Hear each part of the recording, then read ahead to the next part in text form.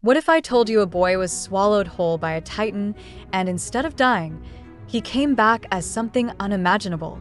A century ago, titans wiped out humanity, forcing survivors behind massive walls.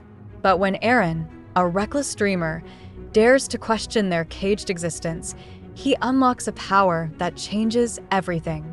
This is a movie of how one boy's defiance turned him into humanity's last hope, or its greatest nightmare.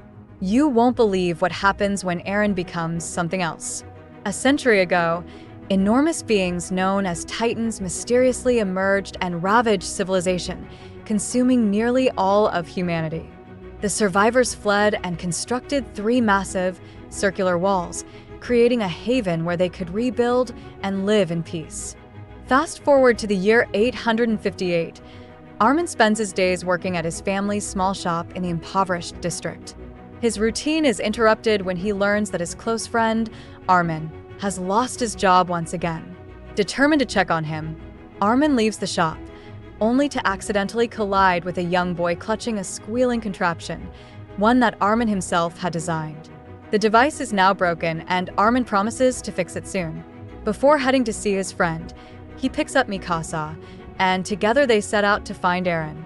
They discover him perched atop a long-forgotten missile relic. Armin warns of the potential danger, but Eren, reckless as always, hardly cares. If the missile were functional, he might even have considered detonating it just to shake things up. Mikasa chastises him for his inability to hold down a job, but Eren, unbothered, poses a question that lingers in the air. Are they truly content with their lives? Armin hesitates before admitting his passion for inventing, though the law forbids such pursuits. Mikasa, however, is uncertain, prompting Eren to challenge their complacency. He points out the stark contrast between the impoverished outer walls and the lavish lives of those living within the interior. Would they rather stay trapped here forever, or dare to venture beyond? As Eren angrily kicks the missile, layers of dirt fall away, revealing a drawing of the ocean, an unfamiliar sight to them. The vast expanse of water captivates Mikasa, stirring within her a yearning to witness it firsthand. Fueled by curiosity and rebellion, Eren leads his friends to the base of the towering wall, evading the ever-watchful guards. Standing before the colossal barrier, they gaze up in awe. The wind picks up, causing Mikasa to shiver, and in a rare moment of tenderness, Eren drapes a scarf around her shoulders. She confesses she isn't ready to abandon the only world she knows, and Armin reminds them that the world beyond is said to be swarming with titans. But Eren is skeptical. If titans exist, why hasn't anyone seen one in 100 years? Determined to uncover the truth, Eren prepares to scale the wall, but before he can, guards catch sight of them and move in to apprehend them. As they seize Mikasa, Eren's temper flares and he fights back. The scuffle is abruptly interrupted by Captain Suda, a familiar figure who has long known Eren's rebellious nature. Rather than punish him, Suda offers an intriguing proposition, an opportunity to join a newly formed military division tasked with reclaiming the lands beyond the walls. Eren is instantly drawn to the idea. Before he can respond, the earth trembles beneath them, followed by a deafening roar. A monstrous titan, towering over the walls, materializes before their eyes. Suda and the others freeze in horror. No one believed a titan of this size could exist. As the creature's massive foot swings forward, it breaches the once impenetrable wall, sending debris raining down. Regular-sized titans surge through the opening, and chaos erupts. The guards launch an immediate counterattack, firing their cannons, but their efforts are futile. Titans regenerate too quickly. The creatures begin devouring the soldiers, one of whom, unwilling to suffer such a fate, unalived himself. The trio flees back into town, only to witness the horrors unfolding. Titans demolish buildings, swallowing screaming citizens whole. Armin's father is among the victims. As panic spreads, people trample over one another in their desperate attempt to escape. Amid the mayhem, Eren and Mikasa spot a mother struggling to carry her baby. Moved by compassion, Eren assists her, unaware that she has inadvertently dropped the infant. Mikasa rushes back for the child, but is overwhelmed by the frantic crowd.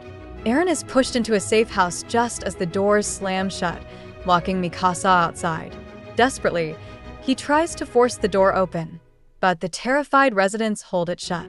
Through a window, he watches in helpless horror as Mikasa, cradling the baby, is surrounded. A titan descends upon them, and in an instant, they vanish. A terrified scream snaps Eren's attention back inside. The roof has been torn apart, and titans are descending upon the trapped citizens. Overcome with fear, he flees. 2 years pass. The once thriving agricultural zone lies abandoned, leading to a dire food shortage. Now a recruit in the scout regiment, Eren is determined to fight back. Director Kubble outlines their mission, restoring the outer wall to reclaim lost farmlands. Weapons Squad leader Hans introduces the Omnidirectional Mobility Gear, ODMG, revolutionary system of waist-mounted grappling hooks and gas-powered propulsion enabling unparalleled agility in combat. However, her demonstration goes awry, nearly injuring the audience. Kubble dismisses the incident and announces that they will soon rendezvous with a separate unit led by Captain Shikishima and Omodamachi. Later, Eren watches his fellow scouts bid tearful farewells to their families, a luxury he and Armin do not have. A young child gifts Armin a tiny doll, giving him something to remember home by. Meanwhile, Eren and Armin are stunned to find Captain Suda drunkenly slouched over, reminiscing about the past. Suda grows emotional upon hearing that Mikasa is missing, but Eren, resolute in his quest for vengeance, assures him he has joined the scouts to change everything. Suda, however, warns him that slaying a titan or two won't alter the grand scheme of things. During dinner, tensions rise. Jean, bitter and cynical, scoffs at the new recruits, convinced they will lead the mission to failure. He accuses them of joining the army out of desperation rather than conviction. A heated argument ensues, with Eren countering Jean's arrogance by asking an absurd but telling question: do titans have nipples? When Jean hesitates, Eren exposes his ignorance, proving he has never seen a titan up close. Enraged, Jean lunges at him, but Hans intervenes. She drops an unsettling truth: titans possess neither reproductive organs nor clear biological origins. Furthermore, their bodies evaporate upon death, leaving no remains to study. As the mission begins, Hans warns that titans are sluggish at night due to limited vision but remain highly sensitive to sound. The army's vehicles venture beyond the wall, traversing the eerie, desolate lands for hours. Suddenly, the convoy halts. Movement is detected. Scouts disembark cautiously, only to discover a herd of cattle roaming freely. The strange sight sparks a question: do titans only consume humans? Before they can ponder further, Janna hears a baby crying from the ruins of a building. Curiosity compels her to investigate, with Eren close behind. Inside the crumbling structure, an eerie discovery awaits: a grotesque, infant-sized titan, its grotesque mouth agape as it wails. Drool drips from its maw onto their heads. The tiny titan lunges, but its feeble limbs fail to reach them. In frustration, it collapses, unleashing a deafening tantrum. The piercing noise awakens the dormant titans scattered across the wasteland. Panic ensues. The creatures surge toward the scouts. Kubble and the high-ranking officers abandon them, speeding away in their vehicles. Left to fend for themselves, the recruits attempt to deploy their ODMGs, only to realize that the low buildings render the equipment ineffective. Armin stumbles and a titan reaches for him, but Tsunagi intervenes, yanking the beast away just in time. The battered group finally reaches Omatamakai, only to find their path blocked by a massive titan. Eren recalls Han's training. The only way to unalive a titan is to strike the nape of its neck. Before he can act, a seasoned warrior effortlessly takes down the creature. It is none other than the legendary Captain Shikishima. The recruits stare in awe, but their shock deepens when another titan is felled by an equally skilled fighter, Mikasa. Eren and Armin are speechless, but before they can react, Mikasa turns and walks away with Shikishima. Later, at the camp, Shikishima unveils a stockpile of explosives, their last hope against the Titans. Meanwhile, the wounded receive medical attention.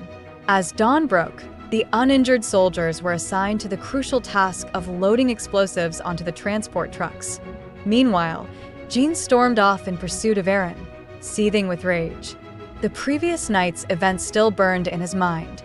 Eren had inadvertently awakened the Titans, endangering them all. Without hesitation, Jean swung a fist, aiming to land a solid punch, but Eren, unfazed, smirked. "You nearly fainted when you saw your first Titan," he taunted.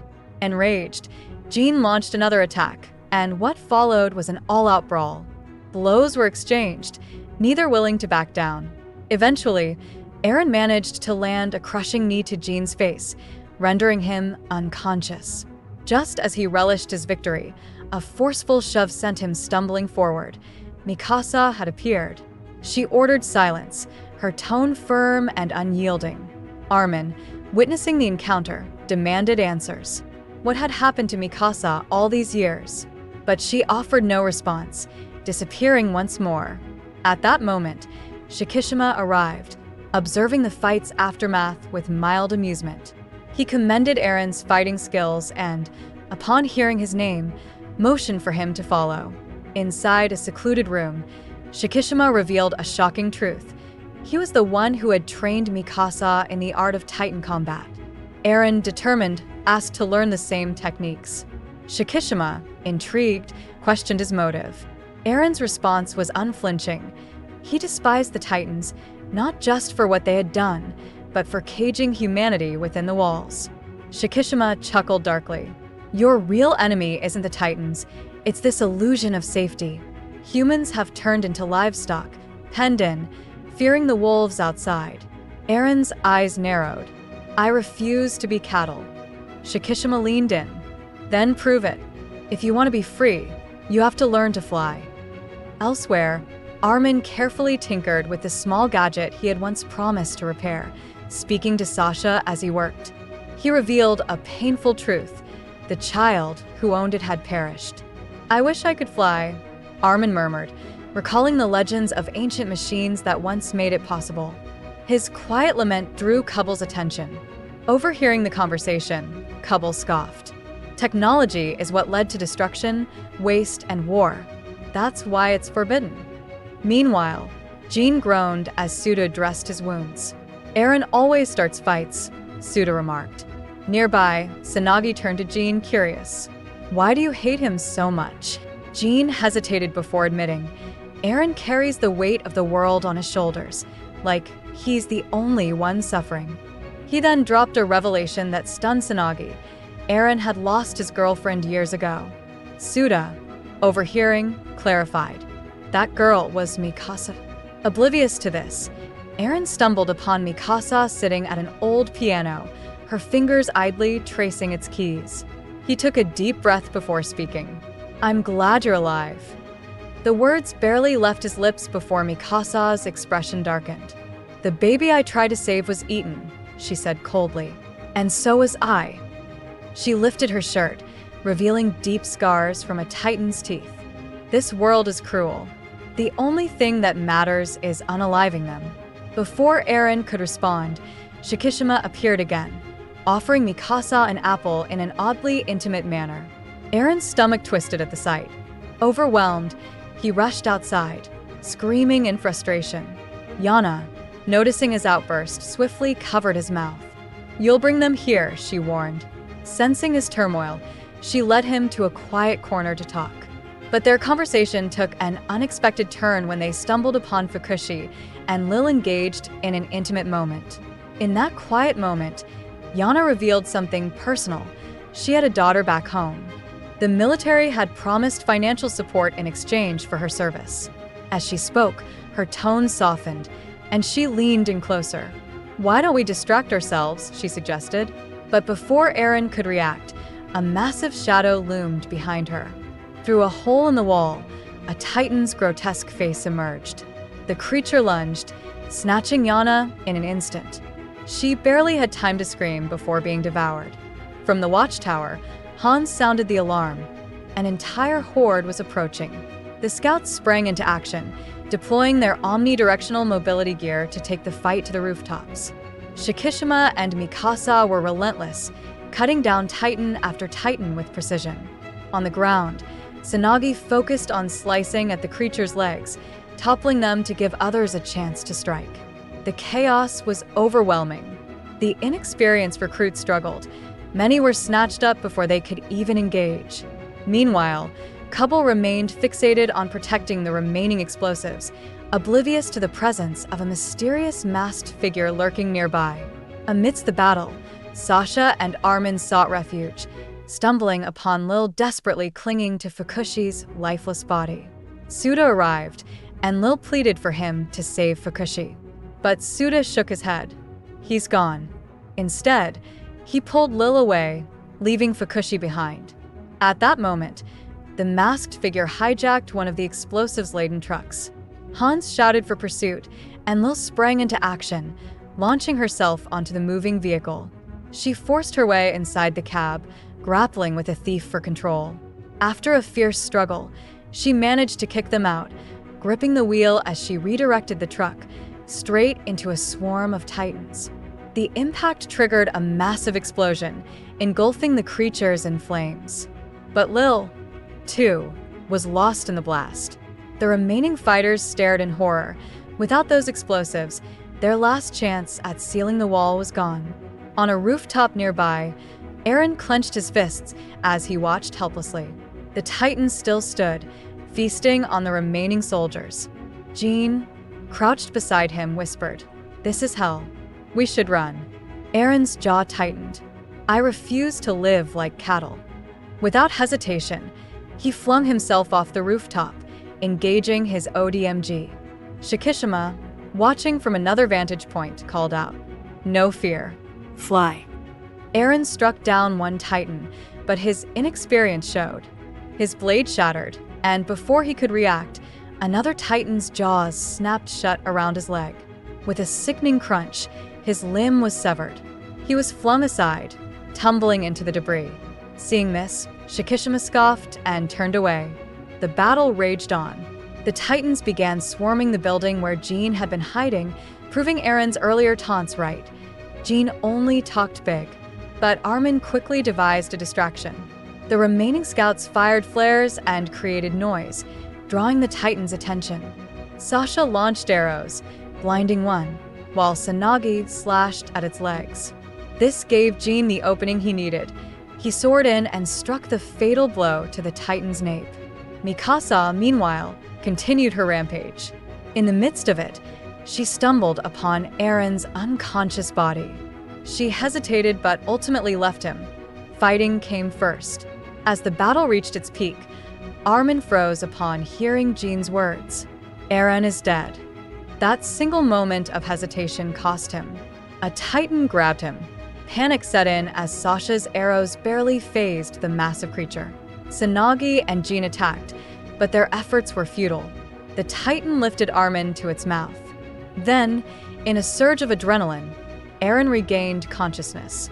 He saw his best friend in the titan's grasp. Summoning all his strength, he leaped on one leg and grabbed onto the titan's lips, yanking Armin free at the last second.